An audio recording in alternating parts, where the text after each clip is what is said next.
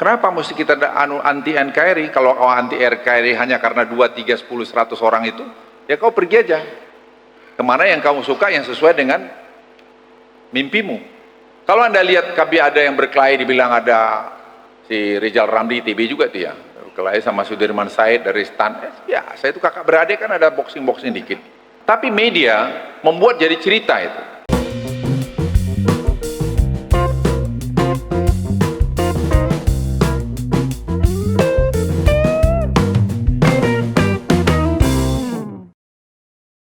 Assalamualaikum warahmatullahi wabarakatuh. Shalom, Om Swastiastu, Nama Budaya, salam kebajikan, Rahayu, Rahayu, salam sejahtera bagi kita semua. Kembali lagi di channel kita kesayangan kita ini, Sirait Media. Bersama saya, Leonardo Sirait. Baik, kali ini kita membahas tentang pidato Luhut ya. Ini Opung Luhut Panjaitan. Keren banget sih menurut saya, yang dengan tegas ya mengusir kaum pembenci Pak Jokowi. Ini tegas sekali teman-teman. Ini adalah ketika saya mendengarkan beliau mengatakan ini membuat naruli saya sebagai anak negeri, anak bangsa makin membara. Memang bener kalau nggak suka dengan segelintiran orang seperti ini orang-orang yang segelintiran orang 10 sampai 100 orang ini, ya udah pindah aja katanya gitu kan. Wah, ini luar biasa, kita masih membutuhkan Opung Luhut Panjaitan ini teman-teman. Ini pokoknya sangat-sangat bagus untuk Gen Z ya, maupun generasi milenial ya, karena di akhir-akhir ini banyak sekali ujaran-ujaran kebencian gitu ya, ujaran-ujaran fitnah yang mengadu domba anak bangsa gitu ya, mengadu domba kita sebagai warga negara Indonesia gitu ya, yang terus dilayangkan dari para anak-anak abah ini ya, maupun kaum 16% ini teman-teman. Apa aja sih sebenarnya dampaknya jika kita menyebarkan hoaks teman-teman? Langsung aja kita melihat pidato dari Pak Luhut, Opung Luhut Panjaitan. Semoga ini menjadi arahan kita dan mencerdaskan teman-teman, khususnya di channel Sirait Media ini. Nah, terkhusus kaum sakit hati nih teman-teman ya. Jadi maka itu sambil nonton bantu untuk share video ini ke grup-grup WhatsApp, grup-grup Facebook ya. Harus teman-teman bantu kita untuk terus menyuarakan. Ini adalah bagian kecintaan kalian juga untuk negeri ini. Selain menjadi penonton, tetapi bisa ngambil bagian untuk men-share ke grup-grup WhatsApp link video ini. Itu dulu teman-teman, mari kita saksikan dulu video berikut ini. Kalau Anda baca buku The Global Paradox yang dibuat John Naisbitt, itu terbit 20 tahun lalu, kalau tidak keliru, saya masih kolonel itu. Itu dia, Alvin Toffler datang, saya jadi panelis dengan SBY waktu itu di Sesquad. Nah, itu Indonesia salah satu yang termasuk dalam kriteria itu bisa terdisintegrasi gitu. Tinggal pertanyaan sama kalian sih, kalau saya tidak, saya ingin Indonesia ini baik. Kenapa mesti kita anti NKRI? Kalau kau anti NKRI hanya karena 2, 3, 10, 100 orang itu, ya kau pergi aja. Kemana yang kamu suka, yang sesuai dengan mimpimu. Kalau mimpi di sini dulu sepakat di Founding Father itu kita menjadi satu bangsa. Nah, kemarin saya pergi di mana, di pesantren di Jombang, Bahrul Ulum. Itu saya disambut dengan lagu-lagu yang dibuat oleh Kiai Haji Wahab tahun 1924 ya. Correct me if I'm wrong, soalnya suka lupa juga udah.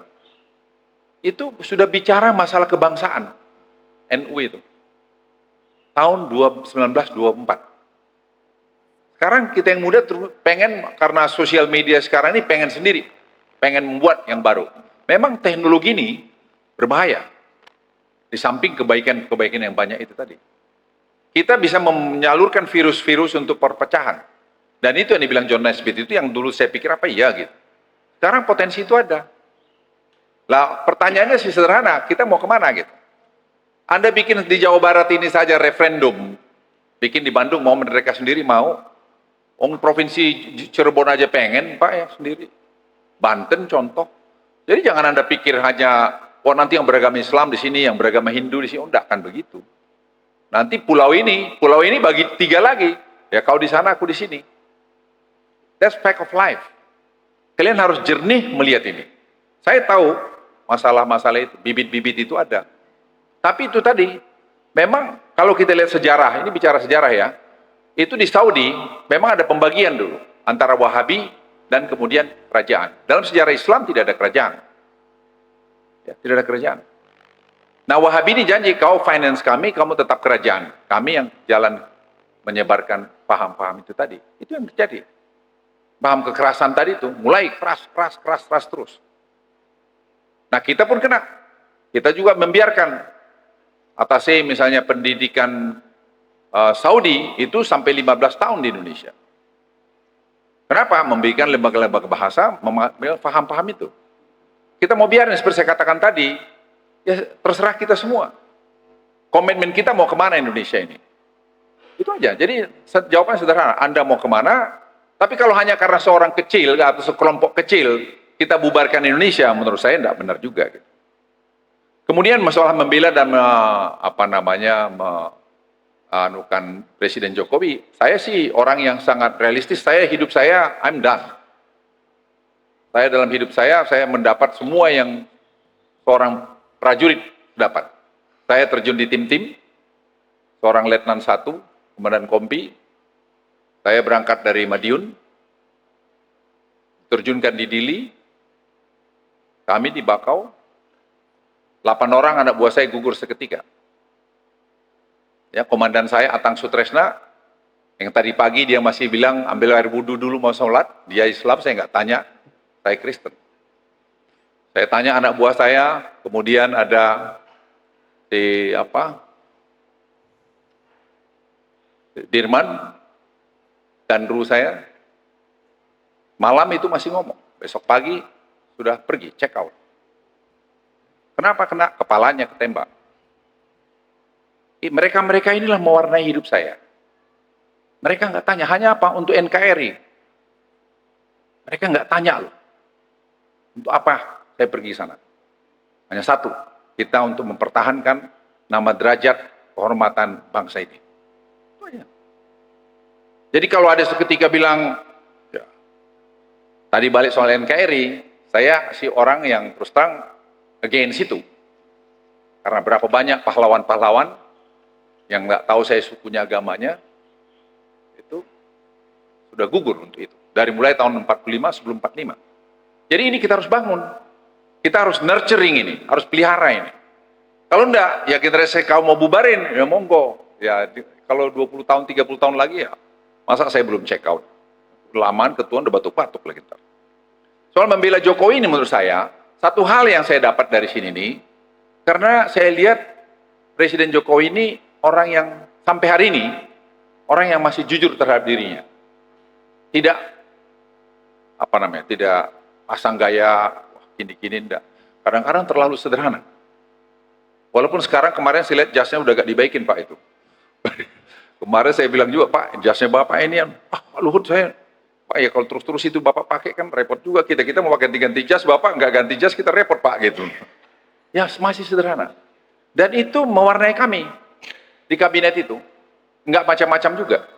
Kalau Anda lihat ada yang berkelahi dibilang ada si Rizal Ramli TB juga itu ya, berkelahi sama Sudirman Said dari STAN. Ya saya itu kakak beradik kan ada boxing dikit. Ya nggak ada yang aneh. Biasa saya bilang, Jal, kau kenapa sih? Karena Rizal dari kecil seperti adik saya bilang, kau ngapain sih? Ya udah bang, begini gitu. Ya udah lu jangan berkelahi di luar, lu memang payah kalian sipil-sipil ini, saya bilang. Dia tentara kalau berkelahi di dalam, pukul-pukulan meja, orang pikir baik-baik, padahal udah hampir tabok-tabokan kita. Itu menurut saya suatu proses pengambilan keputusan demokrasi yang baik. Tidak ada masalah. Tapi media membuat jadi cerita itu. Kamu akan mengalami, saya berdoa, mungkin kamu nanti satu ketika jadi rektor, jadi dirjen, jadi menteri, jadi mungkin presiden, I don't know. Pasti saya udah check out lah. Itu kamu ingat omongan saya. Itu proses di mana saja terjadi. Bukan di kita aja. Jadi tuh kalau Anda bilang mau membela Jokowi, saya tidak membela dia. Tapi saya melihat bahwa dia ini harapan bangsa. Karena apa yang kita berikan dalam proses pengambilan keputusan, dia berani mengatakan ya, berani mengatakan tidak, dan dia bertanggung jawab terhadap itu. Itu yang penting. Sebab kalau kau sebagai komandan, sebagai sekarang CEO, sebagai seorang nanti gubernur, keberanian kau bertanggung jawab itu penting. Sebagai pemimpin. Nah, untuk kau berani itu, kau harus bersih. Ya, harus bersih. Jadi kalau orang mengatakan bahwa Presiden Jokowi ini begini-begini, enggak juga. Kemarin ada teman saya, Abu Rizal Bakri itu. Saya bilang, mau kemana lu calar sini? Dia bilang, gimana Hud? Dia bilang, kamu tuh nggak pernah nurut. Sekarang Golkar tuh begini, jadi menurut saya begini. Tahu dia bilang apa? Dia bilang, Hud, Abu Rizal Bakri teman saya 40 tahun. Dia bilang, Hud, gua ini baru ngakuin, kita selama ini anggap enteng Jokowi ini. Iya, karena dia datang from the middle of nowhere di Jawa itu. Kau udah orang kaya, lahir udah pakai jas. Dia anggap enteng lah, kawan ini. Iya. Dulu kalau datang ke kantor saya gini-gini. Gimana mas, gini-gini. Sekarang dia datang, baik Pak Presiden, gitu, terbaik lagi. Ya, that's life. Tapi tetap beliau tidak berubah. Ini saya berikan sama Anda. Tidak berubah. Makan yang saya kenal dari 10 tahun yang lalu, ya seperti sekarang ini. Jadi kalau menurut saya, orang mau membela, dia bilang, Pak Luhut silakan aja, orang mau nentang saya, tidak apa-apa, yang penting saya kerja, saya ngabdi. Itu yang penting. Jadi kalian pun saya titip pesan, kau berbuat sepanjang itu baik untuk orang lain, dan kau tidak melakukan kecurangan, kau nggak usah ragu. Just move on. Kemudian yang kedua tadi mengenai Indonesia mau buat di mana. Presiden Jokowi bilang, saya tanya, Pak, kita ini mau kemana nih? Pokoknya gimana bikin rakyat itu bahagia. Apa itu equality? Apa itu gap antara the have and the have not itu dikurangin? Apa itu? Kita merubah dari commodity base menjadi industrial base. Nah, itu sebabnya pembangunan infrastruktur tadi itu pemerataan. Tidak hanya di Jawa, tidak hanya di Sumatera, tapi seluruh Indonesia kalau Anda pergi, itu semua sekarang under construction. Dari mana dananya? Ya itu tadi yang saya bilang, bertahun-tahun kita simpan itu. Bakar uang itu, 1.400 triliun 5 tahun terakhir ini. Kalau itu dimulai dari tahun 2009, hari ini kita sudah jauh lebih bagus. Pertumbuhan ekonomi kita sudah maintain mungkin di 8%, 7,5-8%. Jadi kalau Anda mau bilang bawa kemana? Ya itu tadi, keadilan tadi. Semua masalah ini, masalah keadilan. Karena kita tidak merhatikan, tidak melihat keseimbangan. Apalagi, misalnya plasma. Kita mau plasma sekarang sepanjang jalan. Kami itu baru lihat, perbatasan Kalimantan dengan Kalimantan Utara, itu 1.700 km jalan. Sekarang mau dibangun itu, security belt dari zaman TNI dulu itu, Orde Baru. Kita mau bikin kelapa sawit, kokoa, apalah yang bisa tumbuh di situ. Apa strateginya? Plasma dikasih lebih besar. Apa itu? 1 KK dikasih 5 hektar. Nah, ini semua untuk apa? Pemerataan tadi. Karena kalau tidak, musuh terbesar kita nanti adalah ketidakadilan. Kepemilikan tanah dan sebagainya. Ini public policy lagi. Jadi kalau Anda tanya mau kemana, ya tadi bawa keadilan tadi. Growth jangan growth ini tambah tanpa keadilan. Jadi pemerataan itu penting. Makanya selalu polisi pemerintah ini tadi bicara growth dan bicara pemerataan. Pemerataan itu tadi makanya dari slide saya itu jelas menjadi hal yang sangat penting. Nah, itu tadi pokoknya teman-teman ya. Videonya kalau bisa saya simpulkan, kalian sendiri tentunya kalian jangan lupa apa tujuan poin dari father kita gitu ya, bapak pendiri kita, pendiri bangsa kita, yaitu Pak Insinyur Soekarno, teman-teman ya. Kita harus mengenal founding father kita gitu ya. Jiwa semangat itu harus ada, teman-teman. Jangan kita ya udahlah biarkan saja gitu, terserah. Jangan sempat mengatakan begitu, teman-teman, karena nggak bisa gitu, nggak bisa kita berserah gitu. Ininya bersyukur boleh gitu, tapi berserah jangan, apalagi untuk negeri ini gitu. Harus ambil bagian, harus ada yang harus kita bisa abdikan kepada negeri ini gitu ya. Masa kita harus bubar jalan gitu ya, karena segelintiran orang yang sedang sakit hati, lalu kita terhasut akan oknum-oknum yang tidak bertanggung jawab. Ini ngeri, teman-teman. Jadi ayo, masih adakah rasa kecintaan kalian kepada negeri ini? Ambil bagian, teman-teman ya. Harus seperti apa? Ya kita harus lawan gitu, biar mereka juga ketar-ketir gitu. Melihat, wih ini ketegasannya, ini kedisiplinannya gitu ya teman-teman. Jelas-jelas itu kalau kata Pak Prabowo Subianto itu ditukangi oleh para asing. Wah, para asing teman-teman untuk memecah belah bangsa ini. Ini kan udah tanda gitu. Jangan mau gitu. Jangan mau negeri ini kita diadu domba. Mereka ketawa-ketawa teman-teman. Mereka senang melihat kita beradu domba.